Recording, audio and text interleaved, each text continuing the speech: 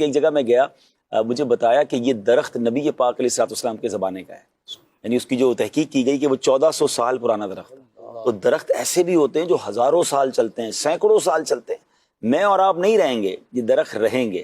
اب دیکھیں نا، کبھی کبھی ہم ان گرمیوں میں دیکھ لیں، گاڑی والے دیکھتے ہیں یار کوئی چھاؤں مل جائے، کوئی درخت مل جائے، گاڑی پارک کر دیں۔ ہم گاڑی کے لیے درخت ڈھونڈتے ہیں، درخت لگاتے کیوں نہیں ہے؟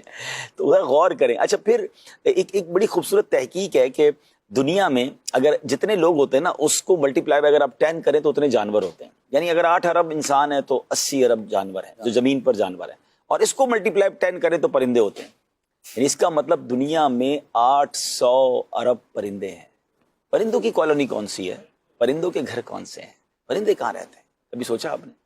پرندے کسی بلڈنگ میں نہیں رہتے، پرندے درختوں پہ رہتے ہیں۔ اور آپ سوچیں 800 ارب پرندوں کا گھر درخت ہے، یہ کالونی ہے ان کی، جتنے درخت ہوں گے۔ اچھا، اب آپ تھوڑا سا اس میں اگر آپ غور کریں، جب ہم چھوٹے تھے، جو 40s میں ہے نا، جن کی عمر 40s کے یا اس کے اوپر ہے، ہم جب چھوٹے تھے ہمارے گھر کے باہر کبھی کوئل آ کے بیٹھتی تھی، ہم نے تتلیاں دیکھی ہیں، ہم نے بڑے انجوائے کیے ہیں پھولوں کو دیکھتے ہوئے، تتلیوں کو۔ اچھا، ہمارے گھر کے باہر کبھی کبوتر آ کے بیٹھتے تھے، کبھی پرندوں کی آوازیں صبح صبح آتی تھی، اسکول جاتے تھے تو درختوں سے ایک بڑی خوبصورت آوازیں آتی تھی، کچھ پرندوں کی تو آوازیں بڑی یونیک ہوتی تھی۔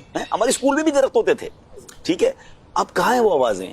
اب کہاں ہیں وہ پرندے؟ اب تو آپ کے بچوں سے تتلیاں، ان کو بٹر فلائی باغ میں جانا پڑتا ہے۔ یہ سب کہاں گئے؟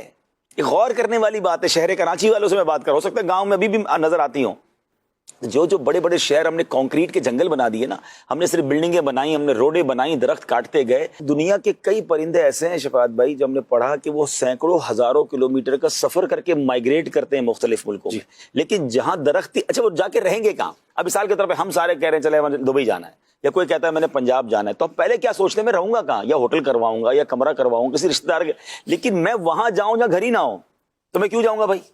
جب گھر ہی نہیں ہے، رہنے کی جگہ ہی نہیں ہے، نہ واش روم ہے میرے لیے، نہ کوئی مکان ہے، نہ کوئی چھت ہے، تو ریگستان میں روڈ پہ جا کر تو نہیں سوؤں گا۔ تو بندہ وہاں ٹریول ہی نہیں کرتا کہ جہاں گھر نہ ہو۔ تو اب جن شہروں میں گھر ہی نہیں ہے پرندوں کے، تو وہ پرندے کیوں آئیں گے ہمارے پاس؟ وہ اللہ کی مخلوق کیوں آئے گی؟ بلکہ میں نے ایک تحقیق پڑھی تھی، میں بھول گیا وہ کون سے جانور کی بات ہو رہی تھی، کہ کسی ملک میں کسی ایک جانور کو جو ہے نا وہ مارنے کا یا دور کرنے کا بنا، اور اس کے خلاف تو وہ کی گئی، تو پتہ چلا کہ وہ جب جانور ختم کیا گیا تو اس ملک میں اتنے حشرات الارض بڑھ گئے، اتنے کیڑے مکوڑے بڑھ گئے، کہ بعد میں پتہ چلا کہ وہ جانور تو ان کو کھاتا تھا، ہم نے اس جانور کو ختم کیا تو یہ ہمارے لیے وبا کھڑی ہو گئی۔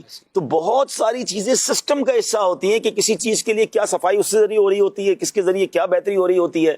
اللہ پاک کی یہ مخلوق ہے، جہاں سایہ دے رہے ہیں، جہاں پھل دے رہے ہیں، جہاں آکسیجن دے رہے ہیں، وہاں پرندوں کو گھر بھی درخت دے رہے ہیں۔ لکڑی کے کاغذ لکڑی سے بنتا ہے۔ تو بہت کچھ ہے، بہت کچھ ہے۔